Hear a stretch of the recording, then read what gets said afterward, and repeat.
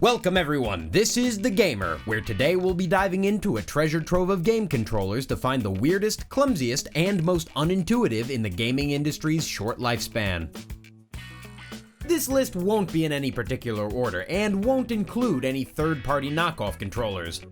Before we begin, we should note that not all of these come from bad consoles, so if, spoiler alert, you used to love the N64 as a kid, that doesn't mean we think that its controller made the console terrible.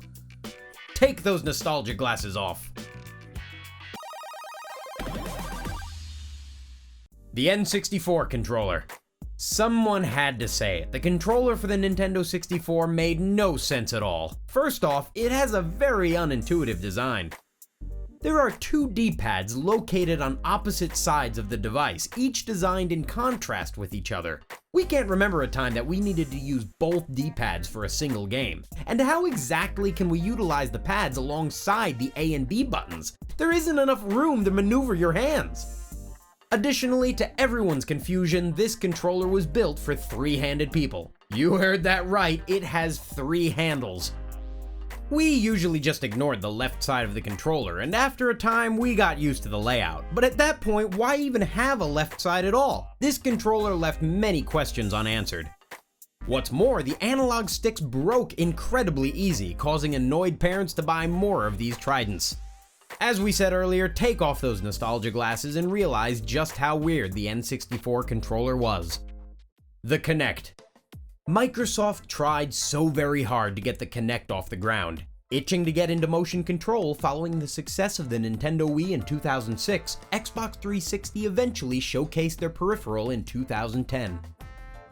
The KINECT was marked as a device that accurately tracked your every movement, allowing you to do many fun activities on one or two games. There were very few games that were able to competently utilize the motion control capabilities, resulting in a lacking library. What's more is that the tracking system failed to work half the time. The Xbox One was released with a built-in KINECT in an attempt to boost sales of the add-on. This led to one of the most embarrassing console releases in recent memory. It discontinued in 2017, though recently Microsoft revealed the Azure KINECT, an application used in technology not involving games. It sells for $399 if you're interested in motion sensor tech that you can't connect to your Xbox. The Intel Wireless Gamepad. For those living under a rock, Intel is a huge computer processing company with influence stretching out all across the world. Unlike Microsoft, they never designed a console of their own.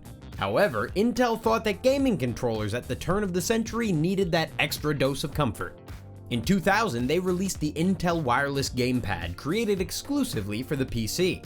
It helped introduce concepts that were later modified into future controllers, like the GameCube's Wavebird. Unfortunately, it has been repeatedly mocked for its weird look. It's been called a neck pillow, a toilet seat, and a horseshoe. While it works just fine after installing its software, there would be no way to not include this strange thing on the list. Atari Jaguar. While the Atari 2600 nearly destroyed the gaming industry, the Jaguar destroyed Atari. Circa 1993, the company was on its last legs, aiming for one last shot to rise back from the ashes of the game crash of 1983. In an attempt to surpass both the SNES and the Genesis, the Atari Jaguar anticipated that the games of the future would be vastly more complicated than before. As such, their controller was given too many dang buttons, 18 in total. With what looked like a telephone pad underneath the 3-button primary layout, it was as ugly as it was painful. Unfortunately for Atari, their attempt at predicting trends backfired in the worst way. Gotta go fast.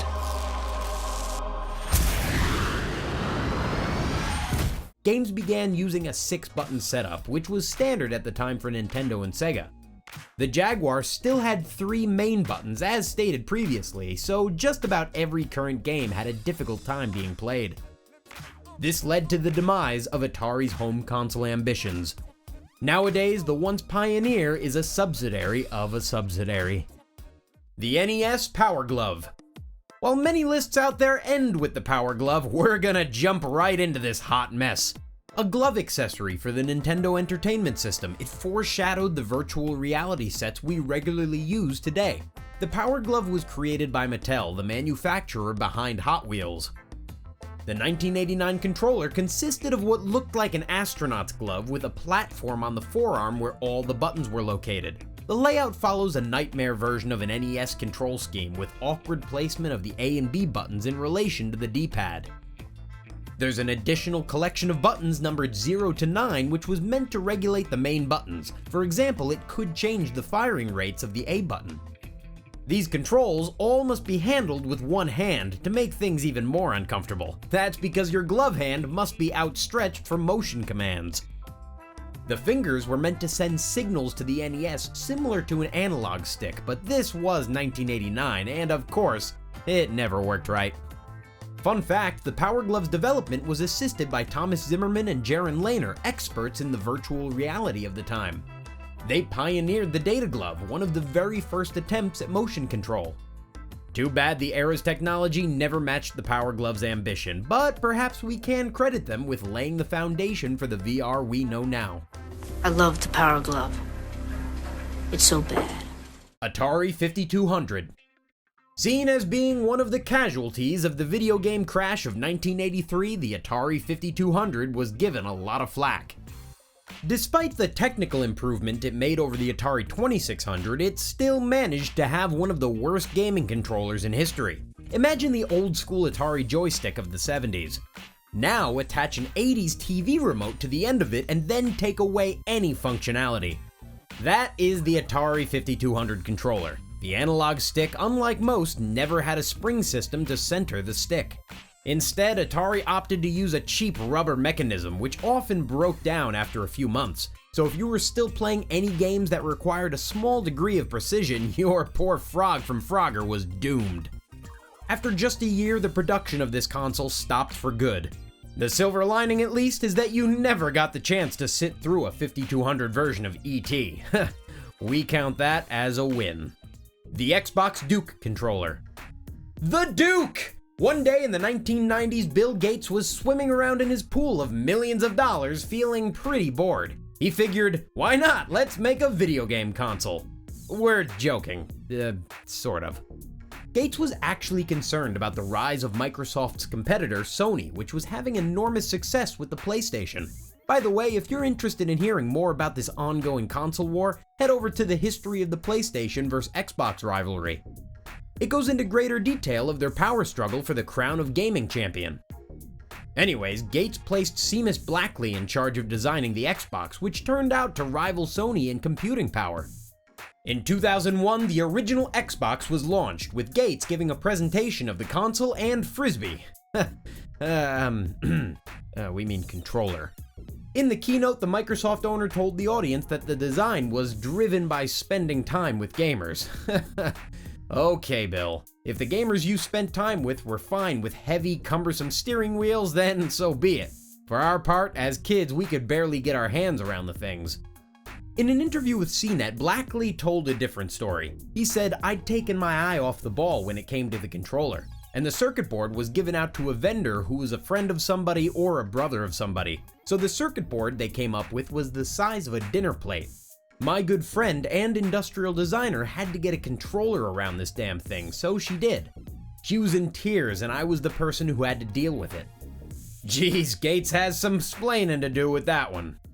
The Dreamcast controller. We feel a little bad including the Sega Dreamcast on this list. In many ways, it was ahead of its time with its online capability, internet access, and graphics.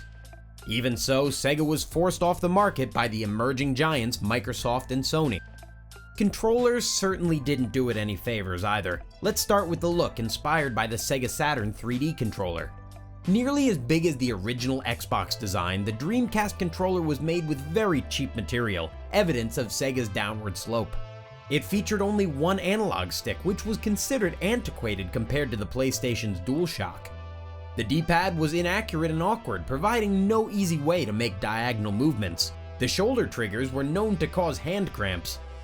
The buttons were good, but that's about it. Rest in peace, sweet prince. The Philips CD1 controller.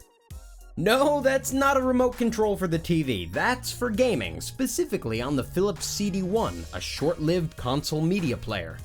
Conceived as a cheaper PC that had more functionality than your average 90s CD player, it had a plethora of cringeworthy games based on Super Mario and The Legend of Zelda.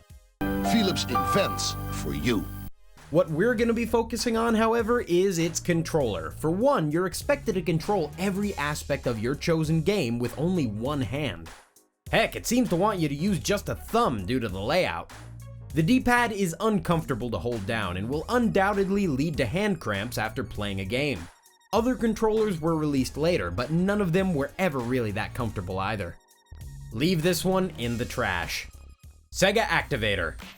Before the KINECT, there was the Sega Activator. This was an add-on controller for the Sega Genesis, and it was similar to the KINECT in its purpose as a quote-unquote full-body game controller. It featured an octagon that you must step into. Using infrared technology, the player had to move their arms and legs to operate what amounted to a human-sized D-pad. As one can imagine, there were many problems with the Activator. The device had to be recalibrated every time a game is played, which is obviously annoying. It malfunctioned frequently in the presence of mirrors or in imperfect lighting. And it was marketed as a motion tracker, which it was not. It lived from 1993 to 1993. And this is where we end the video for today. What did you think? Have you played with equally bad controllers? Leave a comment below to tell us about them. If you enjoyed the video, give us a like and hit the subscribe button as we're releasing videos every couple days. Click the notification bell so you don't miss a single upload. If you don't, the gamer will fall harder than the Dreamcast. Don't let that happen. Bye!